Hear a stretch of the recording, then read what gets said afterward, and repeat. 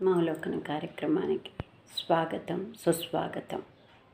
ఆత్మావలోకనం అనే కార్యక్రమాన్ని మనం ప్రారంభించడానికి ఒక ముఖ్య కారణం ఏంటంటే, ప్రతి ఒక్కరూ ఏ పనిలో అయినా, ఏ విషయంలో అయినా, అది ఫ్యామిలీలో కావచ్చు, అఫీషియల్గా కావచ్చు, ఏ రకమైన పనిలో అయినా ముందు సమస్యను పక్కకు ఇది చేసుకోవాలంటే ఆత్మవిమర్శ, ఆత్మావలోకనం చాలా బాగా ఉపయోగపడుతుంది.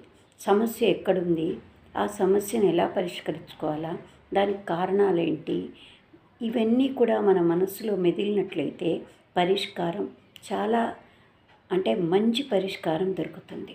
అందుకని మనం తప్పకుండా ఆత్మావలోకనం చేసుకోవాల్సిన అవసరం ఉంటుంది ప్రతి ఒక్కరు.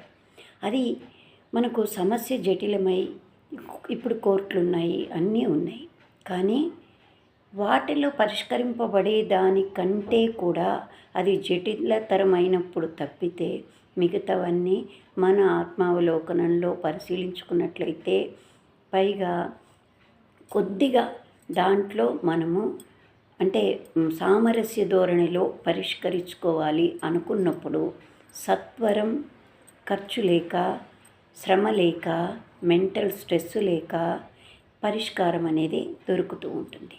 అందుకని మనం సమాజంలో ఇప్పుడున్న స్ట్రెస్ యుగంలో ఆత్మావలోకనం అనేది తప్పకుండా ఒక చిన్న చిట్కా, గృహ వైద్యం అంటాం కదా, పెద్ద పెద్ద వాటికి పోయే ముందు గృహ వైద్యాన్ని కూడా పాటించడం చాలా అవసరం. ఎన్ని మందులున్నా ఎన్నున్నా అమ్మమ్మలో పెద్దలో ఎవరో ఒకరు ఉంటే అది వాడమ్మా తగ్గిపోతుంది అంటాం. కొన్నిసార్లు ఆ చిన్నవే మనకు పరిష్కారాన్ని ఇస్తూ ఉంటాయి.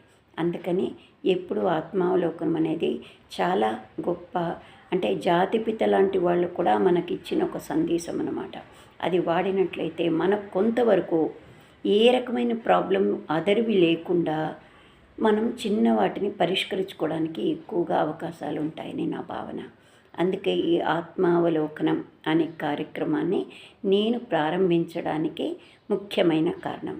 నేను అడ్వకేట్ని, కానీ అడ్వకేట్లో కన్నా మనం అవుట్ ఆఫ్ కోర్ట్ ఎంతవరకు పరిష్కరించుకోవచ్చు అనే దాని మీద నా ఆలోచన సరళిని బట్టి ఇవి దాటినప్పుడు కోర్టులను ఆశ్రయించడం మంచిది అని నా అభిప్రాయం. Thank you so much.